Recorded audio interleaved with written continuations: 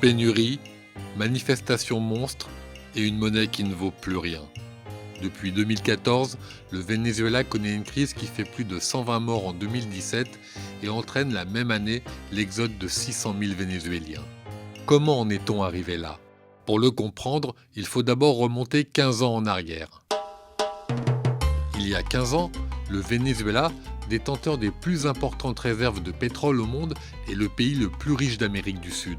Et Hugo Chavez, son président, se sert en partie de cette richesse pour financer des programmes sociaux. C'est d'ailleurs l'une des raisons de son immense popularité, notamment auprès des classes populaires. Solo yo estoy aquí y a mí me duele mi país y yo defiendo hasta con la vida la dignidad de mi país.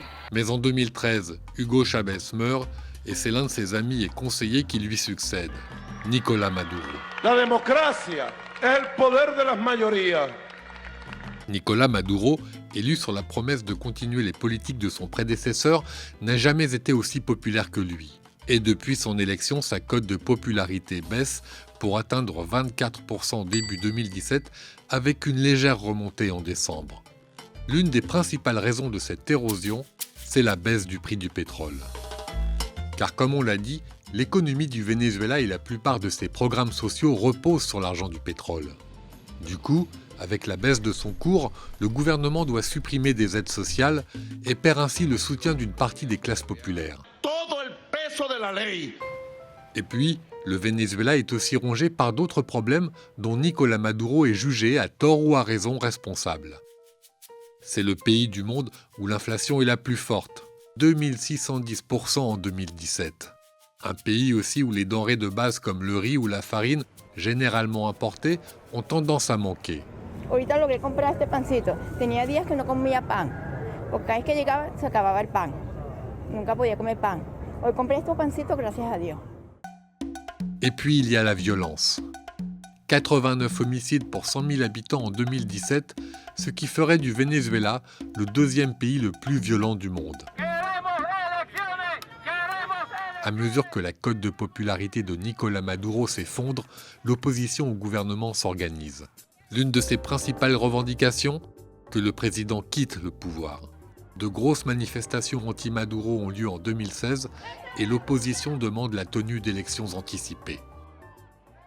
Dans la nuit du 29 au 30 mars 2017, en réponse à cette remise en question du pouvoir du président, la Cour suprême vénézuélienne, réputée favorable à Nicolás Maduro, fait deux choses. 1. Elle s'arroge le pouvoir législatif, traditionnellement exercé par le Parlement, ce qui, de fait, revient à le donner à Nicolás Maduro. Le président se retrouve ainsi dépositaire des pouvoirs exécutifs, judiciaires et législatifs. 2.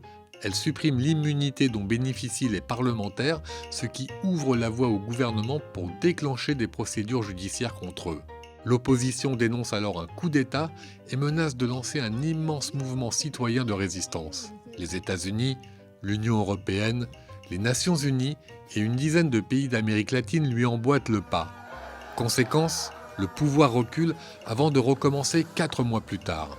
En juillet, il fait élire une assemblée constituante qui s'arroge tous les pouvoirs législatifs. Le jour du scrutin, des émeutes éclatent, 15 personnes sont tuées. En octobre, lors des élections régionales, le Parti socialiste unifié, le parti au pouvoir, remporte 17 États sur 23. L'opposition refuse de reconnaître ce résultat. Selon elle, il y a eu fraude. Nouvelles élections en décembre, municipales cette fois. Le parti de Nicolás Maduro en sort vainqueur. Les principales formations d'opposition, elles, ont boycotté le scrutin et se retrouvent exclues de l'élection présidentielle avancée au 20 mai 2018. En Venezuela, llueva, truene o relampaguee, habrá elecciones presidenciales el domingo 20 de mayo.